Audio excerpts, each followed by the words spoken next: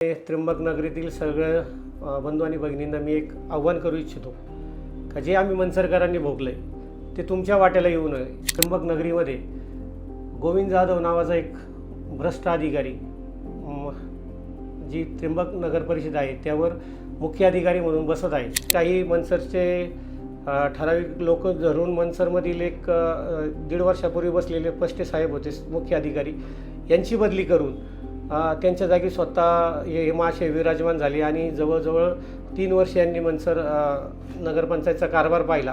प्रशासकीय काळात यांनी प्रचंड मोठ्या प्रमाणात भ्रष्टाचार केला आहे। साधारण 100 कोटी रुपयाची विकास कामं मागच्या 3 वर्षात झाली असेल।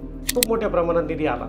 त्या निधीचा यांनी स्थानिक काही पुढारी हाताशी धरून पूर्णपणे गैरवापर करणे, मर्जीतले ठेकेदारांनी म्हणजे ज्या ठेकेदारांचा तो स्वतः पार्टनर आहे, म्हणजे तनपुरे नावाचे असतील, मोरे असतील, कातोरे असतील की जे शिर्डी, संगमनेर, नाशिक या भागात काम करणारे ठेकेदार आहेत। या ठेकेदारांना तो इथं घेऊन आला।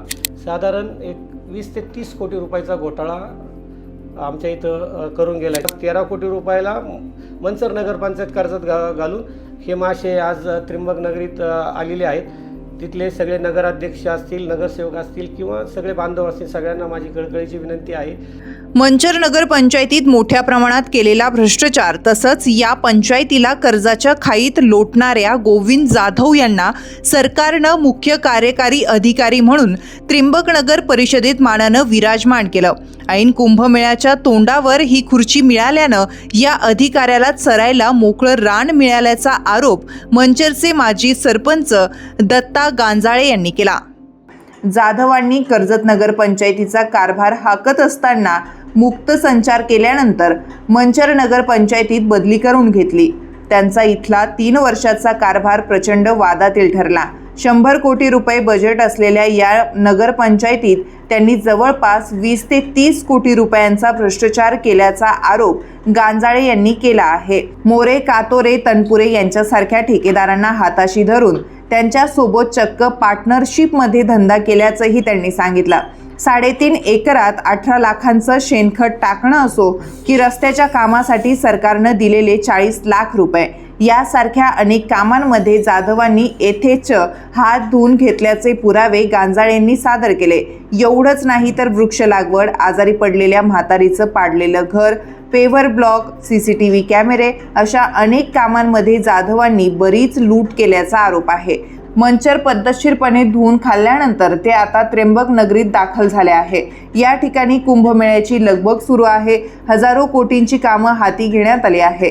जाधव यांच्या हातात इथल्या नगर परिषदेचा कारभार गेल्यानं गांजाळेंनी इथल्या लोकप्रतिनिधींना सावध केलं। जाधवांनी मंचरमध्ये जो काही उच्छाद मांडला होता त्या त्यांच्या गोविंद लीलांची पोलखोल करणारी मालिका उत्तर महाराष्ट्र न्यूज नेटवर्क वाहिनीवर लवकरच सादर होत आहे। नमस्कार, मी दत्ता गांजाळे, माजी सरपंच मनसर। नाशिक जिल्ह्यात आणि त्र्यंबकनगरीतील सगळ्या बंधू आणि भगिनींना मी एक आव्हान करू इच्छितो का जे आम्ही मनसरकरांनी भोगले ते तुमच्या वाट्याला येऊ नये।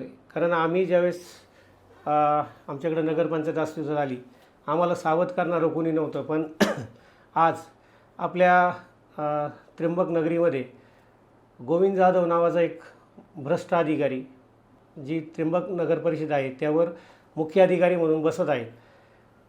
त्याच्याकडे त्याच्या भ्रष्टाचाराच्या विरुद्ध आम्ही पाठपुरावा करत आलेलोच आहे। हा माणूस अतिशय हुशार आहे। हा काही लय दिवस म्हणजे आपल्या प्रशासकीय काळातला याला अनुभव नाही। पहिले यांनी 2 वर्ष कर्जत नगरपंचायतीत काम केलं।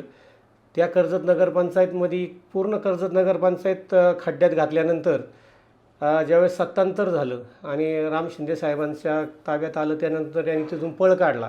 त्याच्यानंतर त्यांनी काही मनसरचे ठराविक लोक धरून मनसरमधील एक 1.5 वर्षापूर्वी बसलेले पष्टे साहेब होते मुख्य अधिकारी, यांची बदली करून त्यांच्या जागी स्वतः हे महाशय विराजमान झाले आणि जवळजवळ 3 वर्ष यांनी मनसर नगरपंचायतचा कारभार पाहिला। प्रशासकीय काळात यांनी प्रचंड मोठ्या प्रमाणात भ्रष्टाचार केला आहे। साधारण 100 कोटी रुपयाची विकास कामं मागच्या 3 वर्षात झाली असेल। मग माननीय नामदार एकनाथभाई शिंदे मुख्यमंत्री असताना मनसर नगरपंचायतला खूप मोठ्या प्रमाणात निधी आला। त्या निधीचा यांनी स्थानिक काही पुढारी हाताशी धरून पूर्णपणे गैरवापर करणे, म्हणजे शून्य निविदामध्ये टेंडर प्रक्रिया राबवणे, मर्जीतले ठेकेदारांनी म्हणजे ज्या ठेकेदारांचा तो स्वतः पार्टनर आहे, म्हणजे तनपुरे नावाचे असतील, मोरे असतील, कातोरे असतील, की जे शिर्डी, संगमनेर, नाशिक या भागात काम करणारे ठेकेदार आहेत, ह्या ठेकेदारांना तो इथं घेऊन आला आणि त्या प्रत्येक कामात याची जवळजवळ पार्टनरशिप आहे. आणि मागील 3 वर्षाचा जर तुम्ही कार्यकाळ पाहिला तर माझा एक स्वतःचा अंदाज आहे आणि मी त्याच्या भ्रष्टाचाराच्या विरुद्ध कायम लढत आलेला आहे. साधारण एक 20 ते 30 कोटी रुपयाचा घोटाळा आमच्या इथं करून गेला आहे. छोट्या ह्याच्यात जर हा 100-125 कोटी बजेट असलेल्या ठिकाणी जर हा 20-20, 30-30 कोटी रुपयाचा घोटाळा करतो आहे, तर याची नजर आता त्र्यंबकनगरीत जे काय महाकुंभमेळा होणार आहे पुढच्या वर्षी, त्या कुंभमेळ्यासाठी जे काय बजेट आहे 1,500-2 हजार कोटी रुपयाचं, साठी याची सगळी धडपड चाललेली आहे. त्यामुळे यांनी मनसर नगरी जे पैसे कमवले आहेत ते पैसे वरच्या अधिकाऱ्यांना देऊन तिथं त्यांनी बदली करून घेतलेली आहे, असं माझं स्पष्ट मत आहे. याचं कुठलंही कार्यकर्तृत्व नाही आहे का याला अशा मोठ्या पोस्टिंगवर बसवण्यात यावं. फक्त अधिकाऱ्यांच्या मर्जीत राहून स्पेशल ऑर्डर करून यांनी हा कार्यक्रम केलेला आहे. याचा हा कार्यक्रम आम्ही नामदार शिंदे साहेबांच्या संपूर्णपणे कानावर घालीत आलेलोच आहे. तसंच आपल्या सगळ्यांना म्हणजे बांधवांना विनंती की आपण सुद्धा सगळ्यांनी जागरूक राहावं. कारण मागील 3 वर्षाचा कारभार बघितला तर संपूर्ण पैसे जाऊन आज मनसरकारांनो 12 ते 13 कोटी रुपयाचं कर्ज आहे. साधारण 7 कोटी रुपयाचं लाईट बिल बाकी आहे, 7 कोटी रुपयाची देणी बाकी आहे. म्हणजे नगरपंचायत घ्यायची, कर्जतलाही तसंच केलं, 2-3 कोटी रुपये कर्जात घातलं, इथं आमच्याकडं घेतलं, सगळं पैसे कमवून घेऊन आज 13 कोटी रुपयाला मनसर नगरपंचायत कर्जात घालून हे मासे आज त्र्यंबकनगरीत आलेले आहेत.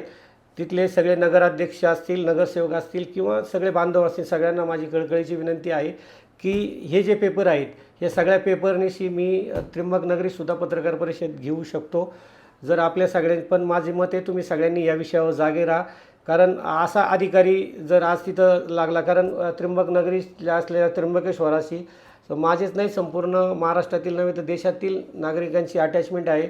भोलेबाबाचं पवित्र आणि जागरूक ठिकाण आहे. अशा ठिकाणी असा भ्रष्ट अधिकारी बसणं म्हणजे त्या नगरीची 100% पिछेहाट होणार, याच्यात काडी मात्र शंका नाही. आपल्याला कुणाचीही काही अडचण असेल तर कुणी मला संपर्क केला तरी ते पेपर त्या साधारणतः कुठले घोटाळे केलेत, कुठले काय? खूप मोठ्या प्रमाणात घोटाळे आहेत. म्हणजे साधारण एक जरी उदाहरण सांगितलं तुम्हाला, आता शेतकरी आपल्याकडे पण आहेत, तुमच्याकडे पण आहेत. आत्ताच माझी वसुंधराच्या नावाखाली एक बक्षीस मिळवले आम्हाला. 3 एकरमध्ये हा मासे 17 लाखाचं जर शेणखत टाकत असेल, मला नाही वाटत आता सगळे शेतकरी बांधव आहेत, 3 एकरमध्ये जर झाडे लावायची असतील तर 17 लाखाचं शेणखत टाकतो आहे. अशी अनेक कामं आहेत. मग तुमची म्हणजे रस्ता अनुदान आलेलं असेल का बाबा, एक 40 लाख रुपये रस्ता अनुदान आलं होतं आम्हाला, शासनाने सांगितलं त्याचं ऑनलाईन टेंडर करा आणि हे पैसे तुम्ही जे काही जुने रस्ते वगैरे असतील याच्या पुनर्बांधणीसाठी किंवा नवीन रस्त्यासाठी करा. कुठलंही काम न करता फक्त कागदावर काम दाखवून 9.5 लाखाची कामं करून या बाबांनी 40 लाख रुपये लाटलेत. असे ओव्हरऑल जर तुम्ही बघितलं तर 100% 20 ते 30 कोटी रुपयाचा यांनी खालीले पैसे सापडतील तुम्हाला.